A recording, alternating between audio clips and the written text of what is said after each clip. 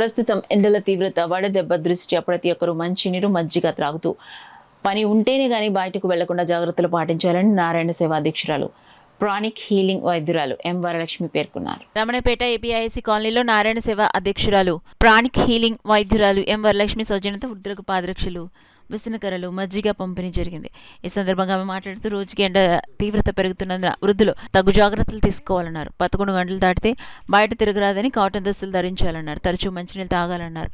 ఆడబల్ల రత్నప్రసాద్ మాట్లాడుతూ ప్రతి సంవత్సరం వేసవి కాలంలో వరలక్ష్మి సౌజన్యంతో వృద్ధులకు పాదరక్షల పంపిణీ, వర్షాకాలంలో గొడుగులు, శీతాకాలంలో దుప్పట్లు రామణపేట గ్రామ పరిధిలో పంపిణీ చేస్తున్నారన్నారు. ఈ కార్యక్రమంలో ఎస్ శ్రీ నగేష్ తదితరులు పాల్గొన్నారు.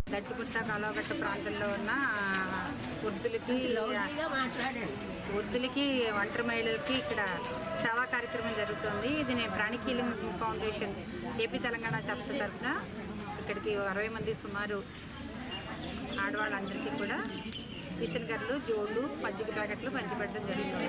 ప్రతి సంవత్సరం ఈ కార్యక్రమం జరుగుతూనే ఉంది.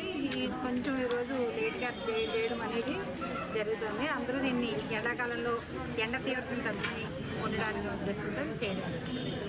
సంస్థ తరపున వారు ప్రతి ఏటా కూడా వేసవికాలంలో వృద్ధులకి జోళ్ళు ఇవ్వడాలు, మజ్జిగ బ్యాట్లు, విసనకర్రలు ఇస్తున్నారు. అదే వర్షాకాలం గొడుగులు, శీతాకాలం దుప్పట్లు ఇలాగా మన రావణపేట బర్మా కాలనీ నుంచి మన ఇందిరా కాలనీ వరకు కూడా ఈ ఏరియాలో అందరూ కూడా వారు అందజేస్తున్నారు.